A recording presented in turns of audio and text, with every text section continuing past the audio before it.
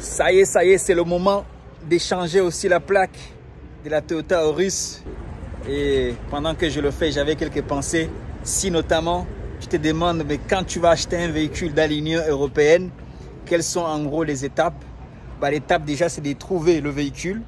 Une fois que tu as trouvé le véhicule, ça peut être sur un site internet. En ce qui me concerne, c'est Mobile DE. Quand j'ai trouvé le van et l'endroit où j'ai trouvé le van, comme tu le sais, j'ai aussi trouvé la Toyota Aurus. Et dans ces cas, soit le vendeur, il te laisse partir, il te fait une faveur de te laisser partir avec sa plaque, soit alors tu dois aller avec une plaque W, c'est une plaque d'export. Tu l'as fait faire, tu regardes les démarches pour faire la plaque W, mais comme moi je ne l'ai pas fait, je ne peux pas trop t'en parler. Mais j'ai écouté quelques vidéos sur le sujet. Alors si, dans mon cas, il te laisse partir avec le véhicule, avec la plaque, tu viens avec sa plaque, tu fais le nécessaire, notamment, tu fais faire une plaque provisoire, WW. Là, ce n'est pas W, mais c'est 2W. Une fois que tu as la plaque provisoire, tu as fait le nécessaire. Normalement, c'est quoi? C'est 4 mois ou 3 mois. Je vais regarder encore sur ma carte grise provisoire. Là, tu peux venir changer la carte, tu peux venir changer la plaque. Tu peux assurer le véhicule en attendant justement de faire la demande de la carte grise définitive. Pour faire la demande de la carte grise définitive, si le véhicule est déjà conforme, si le vendeur dans l'Union européenne t'a donné une carte grise de son pays, dans ces cas, tu n'as pas besoin d'aller faire le contrôle de conformité.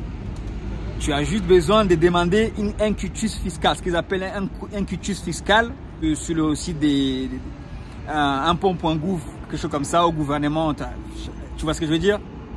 Sur le site des impôts.gouv, tu trouveras toutes les explications, c'est quoi vraiment, c'est un certificat, machin. Tu fais ça et tu fais la demande. Moi là, à ce moment, j'ai fait la demande du quitus fiscal par mail. J'espère que ça va aboutir parce qu'il y a des options, soit tu l'as fait par courrier, soit tu l'as fait par mail. J'ai testé par mail pour voir la durée que ça va prendre. Mais pour mes prochains achats, je vais aussi tester par voie postale, notamment par recommandé, pour voir si ça met moins de temps. Du coup, j'attends, je suis en train de le voir. Comme je t'ai dit, j'ai mis beaucoup de temps avant de le faire parce que j'étais très pris par mes activités, non seulement des coachings, des VTC et des formations. Et c'est que maintenant que je me réveille un peu sur le sujet, je suis en train de faire le nécessaire. Une fois que j'ai le quitus fiscal, là justement, je pourrais demander à la même personne qui a fait ma demande de carte grise provisoire, parce que j'essaie de tout déléguer au maximum et afin de ne pas trop m'embrouiller dans les démarches. C'est même pas trop c'est même pas trop mon kiff. Vraiment, les démarches, je déteste tout ce qui est paperasse.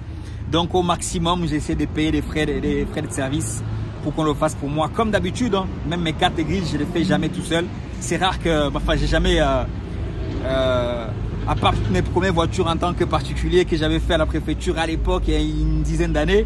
Maintenant, toutes mes cartes grises, je paie le service de 25 € et la personne le fait. Notamment pour la carte grise provisoire, j'ai payé 80 €. Comme c'est un cas particulier, c'est les voitures qui viennent de l'étranger. Et j'ai eu le contact de quelqu'un qui m'a recommandé. Le même vendeur qui m'a vendu le véhicule m'a recommandé quelqu'un, un Français qui a acheté ses véhicules chez lui. Du coup, je suis un peu la trace. Ça me permet d'apprendre avec quelqu'un qui a déjà fait lui-même que d'aller improviser et d'avoir des mauvaises déceptions, que d'augmenter les mauvaises déceptions. Parce que les mauvaises déceptions, il y en aura toujours, comme on dit. Donc, c'est un peu ça, c'est à cette étape. Là, je change la plaque et puis au fur et à mesure, je continue d'apprendre. S'il y a des choses que j'ai dit dans cette vidéo, s'il y a des choses que j'ai dit dans cette vidéo qui vont se révéler fausses, n'hésite pas de me dire dans les commentaires, toi, à ton niveau, qu'est-ce que j'ai pas bien capté, ou sinon, si moi-même j'arrive à capter par moi-même plus tard, je reviendrai dessus, histoire de nous enrichir. Sur ce, ciao, ciao, bye bye, peace, God bless you.